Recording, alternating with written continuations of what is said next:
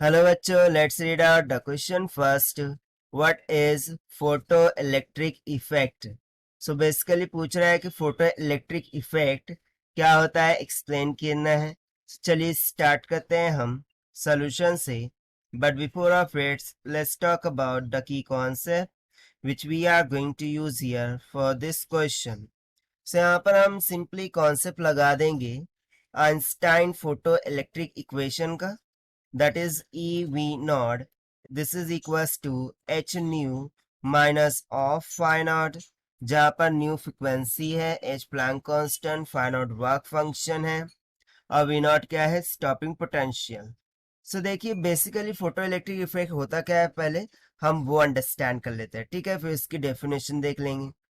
So let's suppose कि ये कोई मेटल सरफेस है. ठीक है, ये कोई मेटल सरफेस है.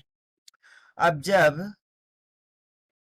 लाइट इस पर इंसिडेंट करती है, ठीक है, सो उस कारण से इलेक्ट्रॉन्स क्या होते हैं, मेटल सरफेस से इजेक्ट होते हैं, यानी कि बाहर की जानिब क्या होते हैं, निकल जाते हैं, इजेक्ट हो जाते हैं.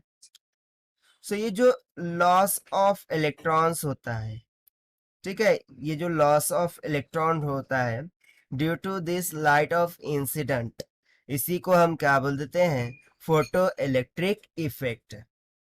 And basically see one thing, ये इलेक्ट्रॉन्स तब तक के इजेक्ट नहीं होंगे जब तक उन्हें एक प्रॉपर एनर्जी न मिले. यानी कि सभी के सभी लाइट के लिए ये इजेक्ट होंगे ऐसा नहीं है.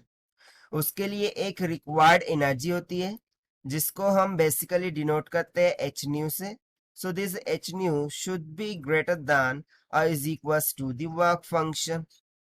ठीक है, सो जब जब ये एनर्जी एच न्यू, ठीक है, ये ग्रेटर होंगी या फिर इक्वल टू होंगी वर्क फंक्शन के, सो तभी ये क्या करते हैं, इजेक्ट करते हैं.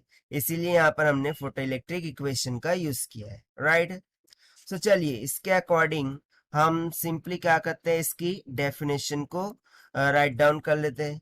सो यहाँ से हम सिंपली बोल देंगे photo electric effect is the emission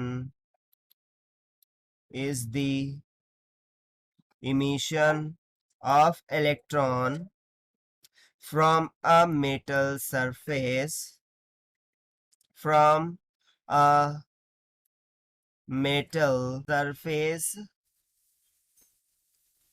when light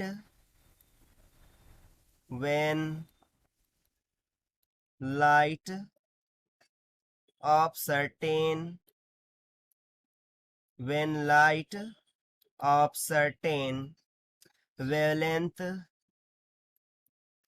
certain wavelength is incident.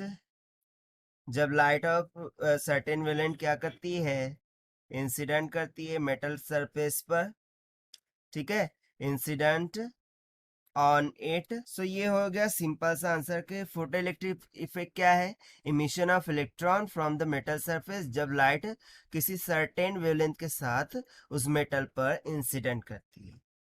ठीक है, सो यहाँ पर देखिए पॉसिबिलिटी क्या है, एक सर्टेन वेवलेंथ होनी चाहिए. अब वेवलेंथ ये किसको रिलेट करती है, फ्रिक्वेंसी को, राइट. सो यहाँ पर हम सिंपली बोल सकते हैं, और यहाँ पर हमने देखा भी कि जब तक कि इजेक्ट नहीं होंगे तब तक के उनको एक रिक्वायर्ड एनर्जी ना मिल जाए. ठीक है, सो सभी लाइट के लिए फोटो इलेक्ट्रिक इफेक्ट नहीं होता. जब तक उसे एक प्रॉपर एनर्जी ना मिल जाए तब तक के वो इजेक्ट नहीं होंगे. सो यहाँ पर हम सिंपली बोल सकते हैं this is happen only in minimum, okay, minimum frequency condition. ठीक है, अब वो मिनिमम फ्रीक्वेंसी को हम क्या बोल देते हैं, थ्रेशोल्ड फ्रीक्वेंसी. उस फ्रीक्वेंसी को हम क्या बोल देते हैं, थ्रेशोल्ड फ्रीक्वेंसी.